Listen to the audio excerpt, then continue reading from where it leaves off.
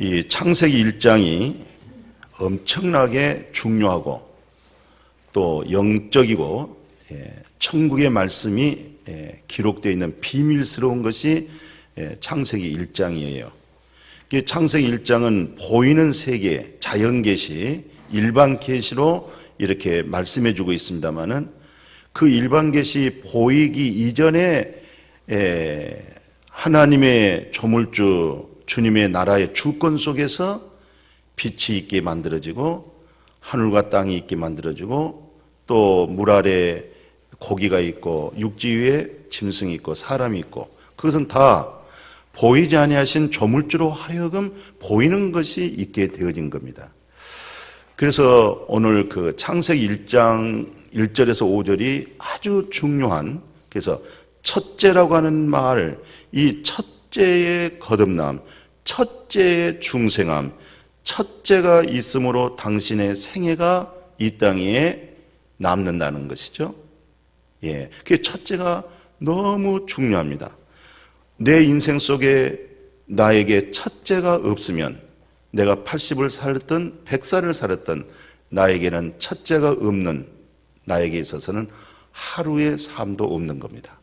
첫째가 있으므로 당신의 생애는 이 땅에 하나님의 살아계심의 흔적이 남고 또 하나님의 영광을 드러냈으며 모든 사람의 기쁨을 주었다고 하는 그런 흔적을 남길 수 있는 그 생애가 바로 첫째가 있기 때문에 그렇습니다. 그래서 첫째, 이 말은 무슨 말이냐면은 우리 말로 해서는 그냥 첫째, 둘째, 셋째 이렇게 합니다만은 히브리 영적 의미는 이렇습니다. 에하드라고 그렇게 말해요. 첫째를 에하드. 그러면 에하드라고 하는 그 영적 의미가 뭐냐?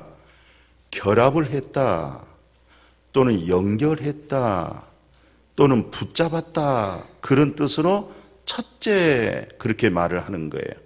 우리가 세상적으로는 귀가 맑고 잘 들리고 세상 것은 민감하고 세상적인 지혜는 있지만 그것은 없어질 지혜잖아요. 그림자 같은 것이잖아요. 우리는 하나님 아는 지혜를 가지셔야 돼요. 영안이 열리셔야 돼요. 하늘문이 열려서 그분을 우리가 부유하게 넉넉하게 이 세상을 이기고 살 수 있고 죽음을 이기고 살 수 있는 그 능력된 믿음, 바로 첫째가 꼭 있어지기를 축복합니다. 그래서 결합한다, 연결한다, 붙잡았다, 이것이 성경에서 어떻게 표현하고 있느냐. 자, 첫째라고 하는 것, 그런 의미가 있다고 말씀했어요. 날, 그랬어요. 첫째, 날. 그 날이란 뜻은 무슨 뜻이냐면은 성부, 성자, 성령, 이걸 삼위일체 한 하나님이에요. 하나님이 세 분이 아니고 한 하나님이 구약의 성부 하나님으로서 거기에 성자 하나님, 성령 하나님이 같이 일하셨어요. 그리고 예수 그리스도가 성자 하나님, 성자 하나님 속에 성부 하나님이 계셨고 앞으로 성령 하나님이 오실 바로 삼일째 하나님으로 바로 예수 그리스도가 생애 속에 하나님이 나타났어요.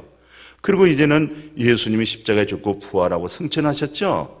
약속한 성령이 왔어요. 오늘날 성령 시대라고 그래요.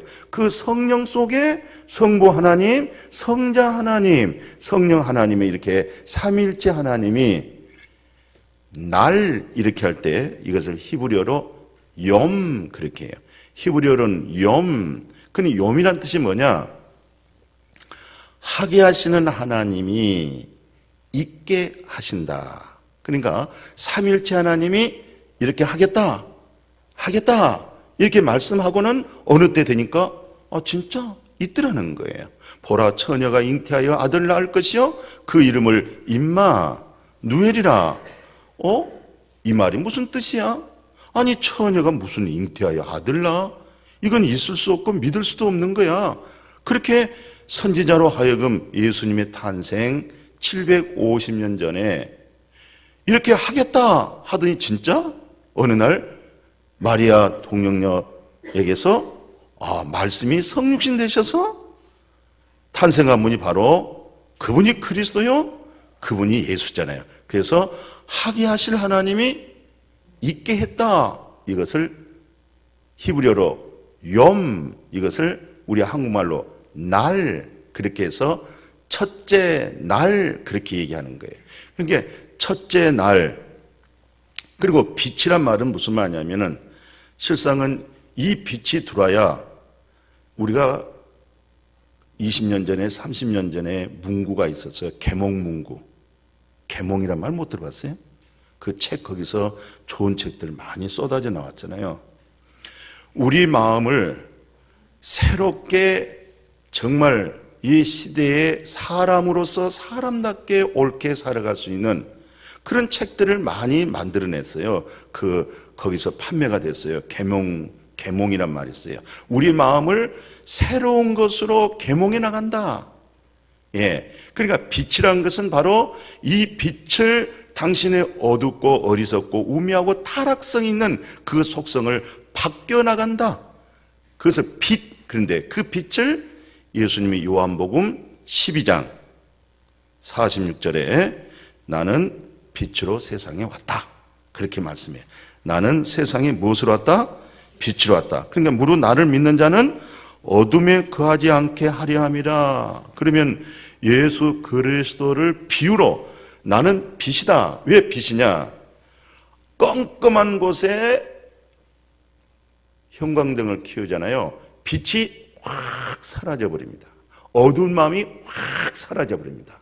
하나님의 생명의 빛이 우리 마음에 들어오면 이 어두웠던 마음, 원망과 불평과 여러 가지 이기적이고 탐심적인 그릇된 모든 것들이 쫙 물러가면서 계몽의 빛, 하나님의 창조된 하나님의 형상으로 이루어가는, 그래서 예수님이 나는 세상의 빛이다 이렇게 말씀하면서 너희도 세상의 빛이 되리라. 이것은 우리로 인해서 빛이 되어진 것이 아니라 그리스도 예수로 하여금 밖으로 이렇게 사망은 내게서 역사하지만 이 생명은 너희들에게 비춰진 거, 이 그리스도의 생명이 비춰지는 거. 사울아, 사울아, 너 왜 나 핍박하느냐? 당신 누구세요? 나 네가 핍박하는 예수다. 빛을 확 비쳤는데 빛 속에서는 무엇이 나타났냐? 나는 네가 핍박하는 예수다. 빛 속에서는 뭐가 나타나느냐? 그리스도 예수가 나타나는 거예요.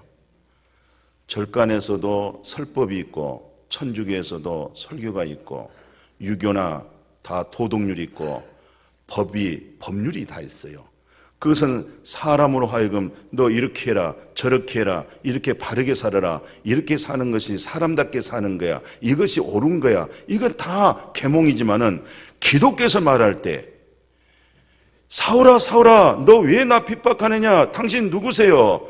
나는 네가 핍박하는 예수 네가 핍박하는 그리스도야. 바로 빛 속에는 뭐가 들어가느냐? 그리스도로 가는 생명이 들어가는 거예요. 우리는 홍익교육으로 교육을 받습니다. 학습을 합니다. 그래서 도덕이 있고 윤리가 있습니다. 세상적에서 법률이 있습니다. 그 안에서 자유하게 살게 만듭니다. 법 밖에 넘어가면 제재합니다. 책망 듣습니다. 벌을 받습니다. 그러나 그 법 안에서 살아갈 때는 엄청난 자유가 있어요. 물고기가 물 아래서는 자유가 있어요. 마음껏 수영할 수 있어요. 그러나 물 밖에 튀어나오면 나 여기서 답답해서 못 살겠다 튀어나오면 바닥으로 떨어져 나오면 죽는 거예요. 바로 빛 속에는 뭐가 있느냐? 그리스도 예수 생명이 있어요. 그래서 사도 바울은 이것을 깨닫고 나중에 훗날에 이렇게 글을 남겼어요. 고린도후서 4장 6절에 보면 어두운데 빛이 비치라 어두운데 빛이 비치라 말씀하셨던 그 하나님께서 예수 그리스도의 얼굴에 있는 하나님의 영광을 아는 빛을 비쳤다. 하나님의 영광, 독생자의 영광, 은혜와 진리로 오신 그 영광의 빛을 우리 어둠 속의 마음에 비쳤다. 그래서 나중에 고린도 전서 15장에 뭐라고 기록하냐면 10절 상반절 보니까 내가 나된 것은 하나님의 은혜입니다. 같이 합시다. 내가 나된 거 하나님의 은혜입니다. 이 놀라운 생명의 빛이 내게 들어와서 어둠을 몰아내고 탐심과 이기심과 보암직, 먹음직, 지혜롭게 할 만큼 오늘 우리 예열본 집사님이 기도한 것처럼 그런 거 허탄한 거 없어질 것에 우리가 추종하지 아니하고 영원하고 참된 것을 바라보고 나갈 수 있는 것. 아멘. 예, 그 빛이 생명의 빛이 와가지고 나중에 사울이 바울이 되고, 바울이 원래 로마식 이름이 바울이었어요. 그래서 부모님으로부터 유대인들에게 주어진 이름은 사울이지만 그는 로마 시민권을 소유한 자로서 그는 바울로서 이제는 내가 나된 것 정말 하나님의 은혜입니다. 어두운데 빛이 비쳤어요. 빛이 들어왔어요. 생명의 빛이 들어왔어요. 하나님의 형상을 볼 수 있는, 하나님의 형상을 회복할 수 있는, 하나님의 공의가 살고 하나님의 정의가 살고 하나님의 진리가 살고 하나님의 사랑이 살고 하나님의 온전하심이 내 속에 있었던데 껌껌해서 못 봤는데 빛이 확 들어오니까 발견되어진 거예요. 하나씩 만들어가고 나가는 것을 밤이 있고 낮이 있다 이 말이에요. 밤이 있고 낮이 있다마는 계속 계몽의 생명의 빛을 통해서 우리 속성에 있는 하나님의 형상을 보고 발견되어지면서 그동안 그 사실을 발견하지 못했을 때는 내가 주인이었고 내 의가 강했고 내 이런 사단 마귀의 종으로 살았는데 이것을 점점 이제는 버리게 되어지고 창조된 하나님의 형상으로 늘 이렇게 회복하고 살아가게 되어질 줄로 믿습니다. 그래서 이 첫째가 있을 때, 그래서 오늘 제목을 첫째의 거듭남이라고 그랬어요. 첫째 속에서 우리가 중생한 거예요. 첫째 속에서 빛이 들어왔다는 거예요. 그래서 첫째라는 것은 오늘 히브리어로 에하드, 무슨 말이에요? 결합했다. 그럼 결합했다는 말은 무슨 말이에요? 실상 우리가 영생하면은, 영생이 뭡니까? 영생이라고 하는 것은 유일하신 하나님 그리고 예수 그리스도를 아는 것, 이 안다고 하는 뜻이 바로 결합했다 이 말이에요. 결합했다.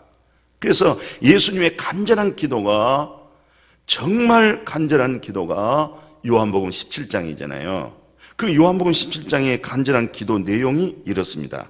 뭐라고 하냐면은 내게 주신 영광을, 하나님 내게 주신 영광 있죠? 이 영광을 저들에게 줍니다.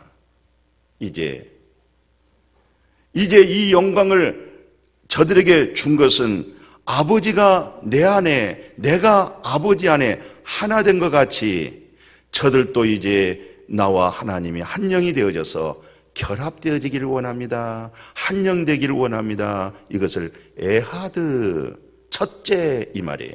그게 첫째 속에서 내가 하나님과 결합이 됐습니다. 하나 되어졌습니다. 이 첫째 속에서 거듭남, 첫째가 있으므로 내 생애는 전부 다 날 계수함을 통해서 지혜를 배우러 갈 때, 네가 80세냐 70세냐 60세냐 50세냐 그 날 계수함을 통해서 이 엄청난 진리의 생명의 하늘의 지혜를 얻으라 이 말이에요. 날 계수함을 통해서 지혜를 얻으라. 그 지혜가 뭐냐? 나에게 지금까지 내 나이가 60인데 첫째가 없습니다. 첫째가 없는 것은 당신에게는 하루도 없는 거야. 사람은 존귀하지만은 첫째 깨달음이 없으면 멸망하는 짐승과 같은 거야. 너는 이 땅에서 좀 고등동물로서 너는 영리하게, 이 땅에 너는 영특하게 살아간 사람뿐이지 너는 영원한 생명을 잃어버린. 왜? 내게는 첫째가 없기 때문에. 전에 보면은 정치인들이 그런 얘기도 사용합니다. 첫 단추가 잘못돼가지고 다 풀어서 다시 맞춰서 입어야 정상적으로 된다고 그러잖아요. 그렇잖아요. 이게 첫 단추가 있는데 이게 여기다 꽂으면 사람이 좀 얼떨떨하게 보여요. 이 정장되어져 있는 내 모습 속에서 첫 단추가 잘못되어져 있을 때 사람이 항상 이상하게 보여지는 거예요. 그는 아무리 똑똑하게 바르게 세워졌다 할지라도 옆에서 객관적으로 당신을 볼 때는 온전하지 못하는 거예요. 왜? 첫째가 없기 때문에 그렇습니다. 첫째가 없을 때는 불완전하게 사는 거예요. 소망이 없어요. 당신이 행복한 것 같지만 그것은 행복이 아니야. 그게 첫째, 하나님과 내가 결합이 됐구나. 내가 영생 속에 살구나. 우주 만물을 창조하신 그 생명의 빛을 나한테 비추셔서 그분이 내 안에 있고 내가 그 안에 있어서 이렇게 아름다운 결합이 꼭 이루어지기를 주의 이름으로 축복합니다. 이 결합의 역사는 얼마나 역사가 있냐면요, 정말 고난과 아픔과 고통 속에 어둠의 흑암 속에 묻혀 있었잖아요. 바울과 실라가 매를 많이 맞고 손과 발에 쇠고랑 차고 감옥에 있었어요. 몸에는 피가 정말 줄줄 흐르는데 그 상처를 치료하지 못한 채, 근데 하나님과 결합되어 있는 바울과 실라가요, 그 중에 기도를 하더니, 그 중에 찬송을 하더니 하나님의 기적이 일어나는 거예요. 그러니까 사람이 뭐예요? 하나님은 기적을 주잖아요. 사람에게는 뭐가 일어나요? 역사가 일어나는 거예요. 하나님과 결합한 사람과 또 사람과의 결합되잖아요. 아무개 권사님, 아무개 집사님, 아무개 장로님, 우리 교회 속에 서로 결합되죠? 기적이 일어나는 거예요. 하나님이 주신 그 기도를 누가 거절하겠어요? 하나님을 향해서 지금 이 환난과 고난과 핍박 속에서 내가 쇠고랑을 차고 있는데도 불구하고 내 몸은 갇혀 있지만 내 속에 있는 자유는 가둬놓을 수가 없잖아요. 내 마음은 자유가 있잖아요. 내 마음에, 내 속에는 놀라운 힘이 있잖아요. 그로 인해서 하나님을 향하여 기도하고 찬송했더니 외적인 묶임이 풀어지잖아요. 그래서 그 나라와 그를 먼저 구하면 이 모든 것 해결되어질 줄로 믿습니다. 근데 이제 에하드라고 하는 말은 결합했다고 하는 뜻이 있었다고 했지만 뭐가 있느냐? 결합 속에는 뭐가 있어요? 연결한 뜻이 있어요. 오늘 이 연합이란 말, 이 야곱이 부모님 정말 품 안에 있다가 아버지 이사로부터 축복받고 집안이 소동이 일어났잖아요. 밖에 나왔어요. 애삼촌 때 가다가 들녘에서 잠들었잖아요. 그때 꿈을 꿨어요. 사닥다리가 자기 머리에서 하늘 꼭대기까지 딱 단 거예요. 사닥다리가.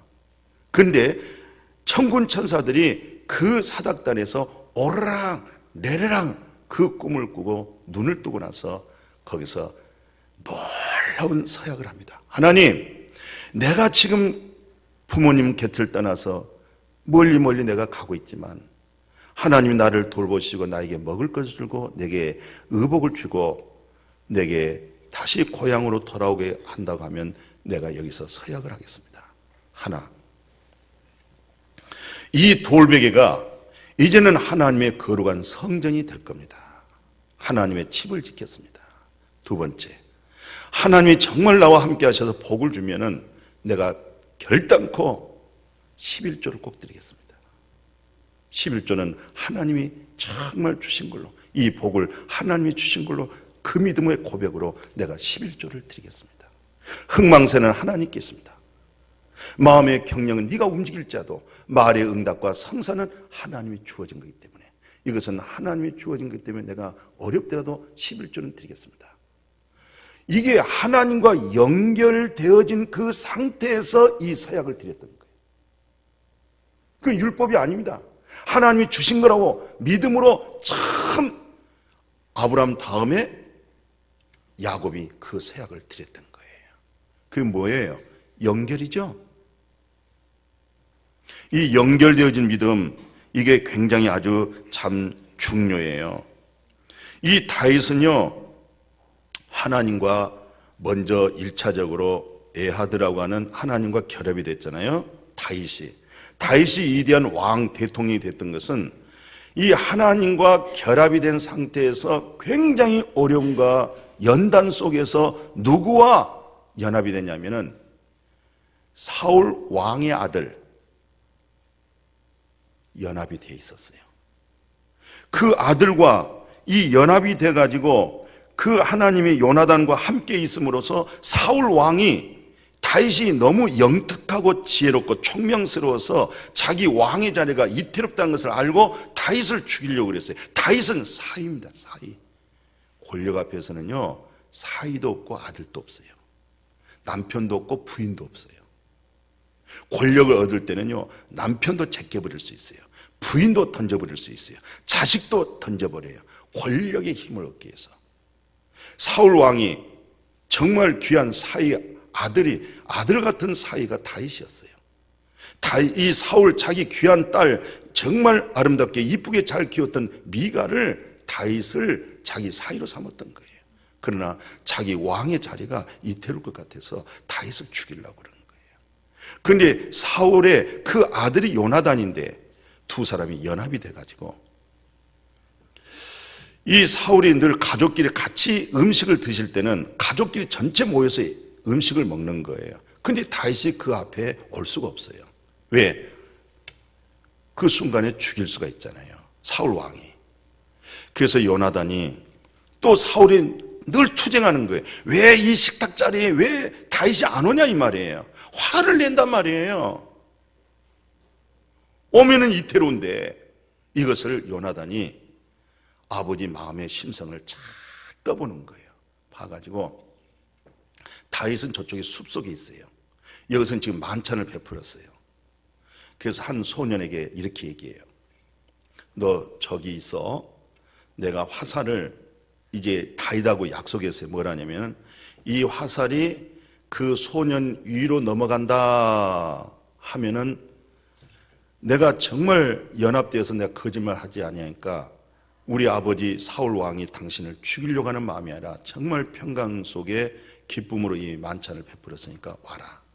그러나 내가 아버지 심성을 봤더니 이걸 통해서 다윗을 죽이려고 하는 그런 느낌이 내가 오면은 내가 화살을 쏠 때 그 아이한테 뭐라냐면 화살이 내 눈앞에 있다. 그러면은 다윗은 그 얘기를 듣고 멀리 도망가십시오. 그런데 성경이 뭐라고 얘기하냐면은 여호와 하나님이 다윗의 가는 길과 함께 할 겁니다. 그리고 오게 할 때는 절대로 여호와 하나님이 다윗에게 평강을 줄 겁니다. 야, 하나님과 결합된 사람 있잖아요. 이 결합된 사람하고 연합이 되면은 이렇게 좋은 일이 일어나게 될 줄로 믿습니다. 이게 첫째라는 얘기예요. 그래서 다윗은 나중에 훗날에요, 자기가 글을 써요. 뭐라고 쓴지 아세요? 잘 아시죠? 시편 133편 1절에서 3절 그렇게 말해요. 형제가 이렇게 연합하여 동거함이 어찌 그렇게 선하고 아름다운고. 여호와가 주신 복인데 영생이로다. 그게 바로 연합인 거예요. 하나님과 결합 속에서, 그 하나님과 결합 속에서 우리가 서로 연합이 되어지면, 이것을 솔로몬 왕이 뭐라고 얘기한 줄 아세요? 한 사람이 누우면 차지만 두 사람이 있으면 따뜻하다는 거예요. 한 사람이 넘어지면 두 사람이 있으면 한 사람이 잡아주지만은, 그러나 한 사람으로서는 자기가 넘어질 때 세워줄 사람이 없다. 그러면서 삼겹줄이 단단하다는 거예요. 삼겹줄이. 연합이란 것은 서로 이렇게 세워주고 밀어주고 잡아주고, 이런 아름다운 하나님과 결합된 우리 믿음의 성도들이 서로 이렇게 연합으로 이루어가기를 축복해요. 그러면 기독교의 근본적인 목적이 뭐였느냐? 그래서 에베소서 2장 5절에 이런 말씀했어요. 뭐라고 얘기하냐면 허물로 죽은 우리를, 허물과 죄로 죽은 우리를, 영적으로 영이 죽었단 말이에요. 혼이 사는 것이 아니라, 이성이 사는 것이 아니라 허물과 죄로 내 영이 죽었단 말이지요. 허물과 죄로 죽은 우리를 그리스도와 함께 살리셨고, 이것을 너희는 은혜로 구원받았다. 참 은혜입니다. 하나님의 은혜입니다. 구원받은 것이 하나님의 은혜예요. 우리 행위와 우리 노력과 내 정성으로 하는 거 아니에요. 하나님 은혜로 죄 사함 받고, 하나님 은혜로 하나님의 자녀가 되었고, 하나님의 은혜로 하나님의 나라를 기업으로 상속받았잖아요. 이거 참 은혜입니다. 이 은혜를 확 받아버려야 돼요. 예수 그리스도를 일으킬 때 너희가 같이 일어났고 그러잖아요. 그 다음에 놀라운 것은 같이 성전의 몸을 이루어서 성령의 전을 위해서 서로 연합이 된다. 교회로 연합될 때 예수 안에서 섬세하게 하나하나 마음이 모아질 때 아름다운 거룩한 성전이 일어나고 우리가 역사를 일어나고 하나님께서 계속 기적을 줄 거예요. 여러분들의 사업장에 기적을 줄 거예요. 여러분들의 생일 속에 기적을 줄 거예요. 우리의 연합은 놀라운 기적이 일어날 거예요. 역사가 일어납니다. 하나님의 기적을 통해서 우리에게는 뭐가 나타났냐? 그 사람 한 세대 누구 만나고 같이 살아가더니 놀라운 역사가 일어났구만. 후세대에게 좋은 이런 이미지 남겨지기를 축복합니다. 자, 오늘 마지막 말씀은요, 이 첫째란 뜻이 뭐라고 그랬어요? 히브리어로 에하드지만은 거기서 무엇이에요? 붙잡다 이 말이에요. 붙잡다. 그러니까 이 붙잡다는 것은 원래 야곱이란 이름이 부모로부터 태어날 때부터 야곱 뜻이 뭐냐면은 너 붙잡았다는 거예요. 뭘 붙잡았어요? 예수의 뒤꿈치 붙잡고 나왔잖아요. 그래서 그걸 야곱이라고 그래요.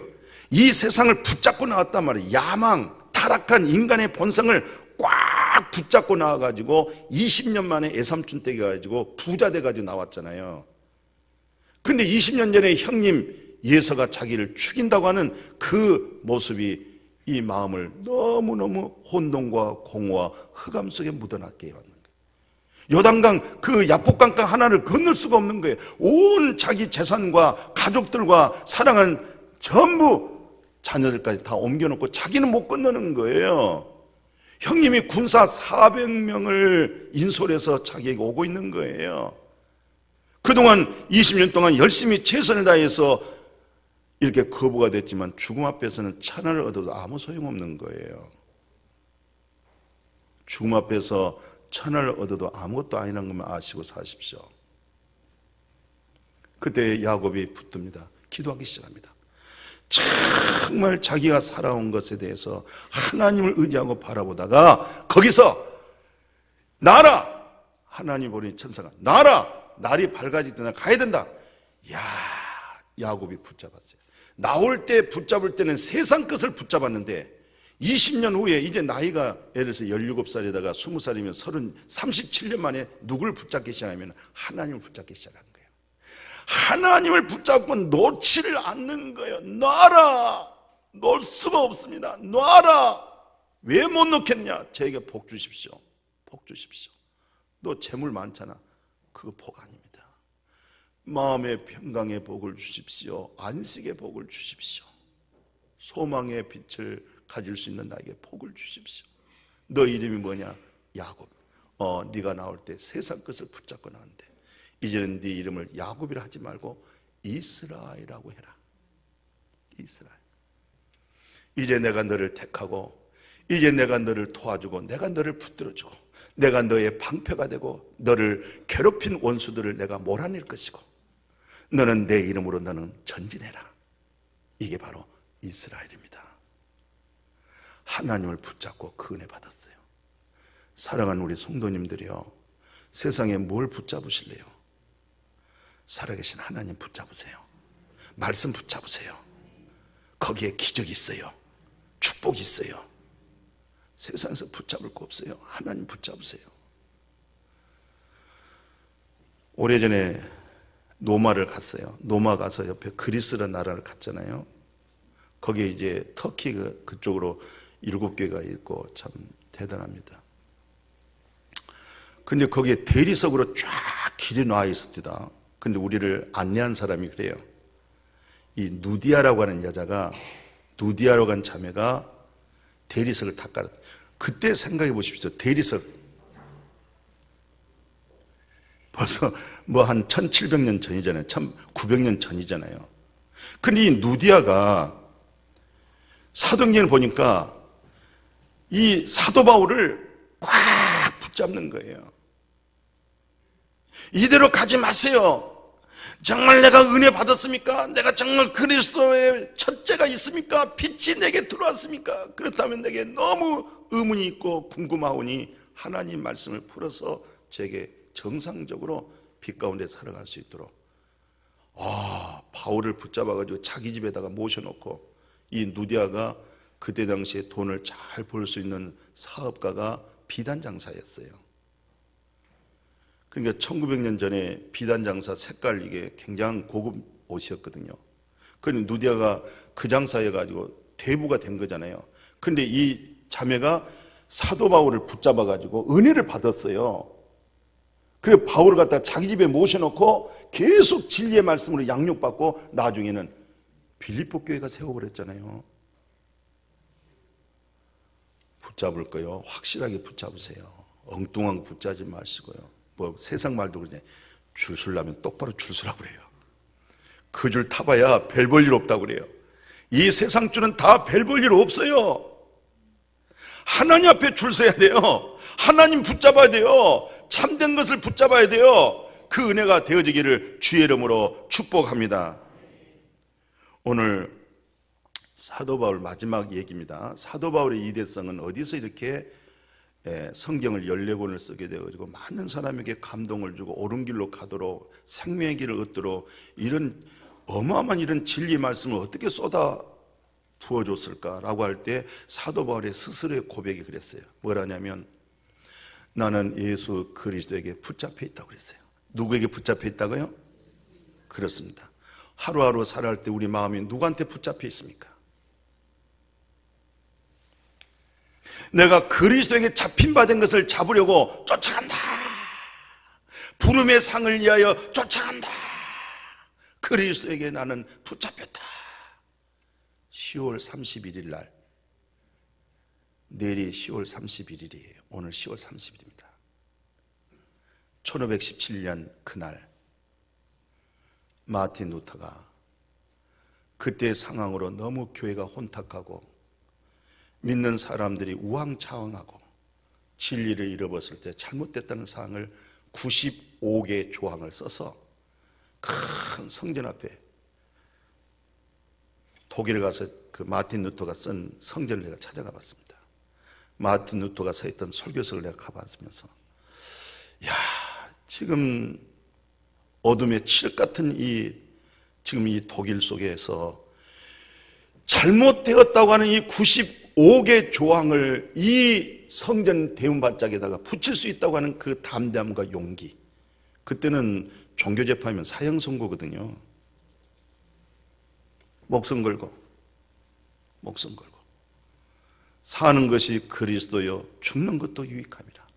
내가 잠깐 산 날 동안 이 독일 전 세계에 유익하기 위해서 바로 그날이 10월 31일 1517년입니다. 오늘 종교개혁 500주년이었습니다. 내 정체성이란 것은 하나님과의 결합입니다. 나의 삶의 움직임은 서로의 성도들 속에 연합이요 몸된 교회 여러분들 같이 성령의 전으로 지어져 가야 될 줄로 믿습니다. 오늘 종교개혁 500주년을 넘겨가면서 나의 정체성은 이제는 결합된 우리의 연합은 곧 뭡니까? 이 땅에서 주님을 붙잡고 살아야 되겠다. 아멘. 붙잡을 것 아무것도 없습니다. 남편 붙잡고 살겠다고요? 부인 붙잡고 살겠다고요? 부모님 붙잡고 살아도 안 돼요. 자식 붙잡고 살지 마세요. 고통스러워요. 내가 붙잡을 수 있는 것은 하나님을 붙잡고, 그리고 내가 살 수 있는 것은 저들을 섬겨주고 그리스도의 생명으로 살게 만들어주는 것. 이 생애를 함께 살아가기를 축복합니다. 거룩하신 아버지 감사합니다.